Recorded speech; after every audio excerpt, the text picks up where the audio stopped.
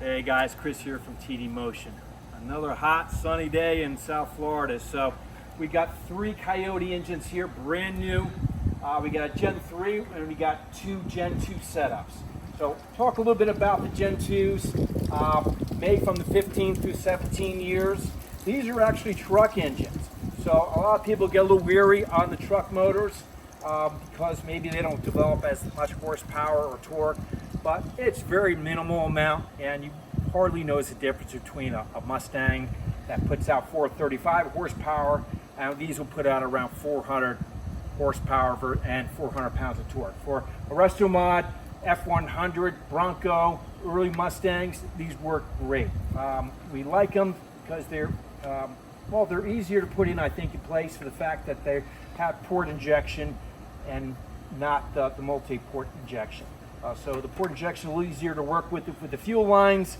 The timing cover is changed out to a Mustang timing cover, so therefore open to use any of the pulleys that we sell or get on your own. Has the lower profile oil pan. You may not be able to see it here, but from the factory, we don't need to mess with that, and that works really well for as I said, early applications like the 66 through 77 Broncos. Still rev up quite a bit, probably around 6,500 to 7 grand. And we actually switch out the intake and remove the vacuum ports on the back, so you have a little more room in the firewall to work with the Gen 2s. So just going over to the Gen 3s that were made after, I think, from 2018 through 2022, and then they went to the Gen 4s. These have port injection and multi-port and direct injection, I should say. So you can get away with a little more compression. These put out about 12 to 1 compression.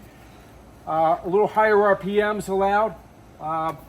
Different cylinder heads are ported up more, breathe more, a little bigger intake on there. And this one is actually for a Mustang, 460 horsepower. Has the composite oil pan. So typically we change them out to a Moroso or another aftermarket one. Take out the cooler, have a little more space.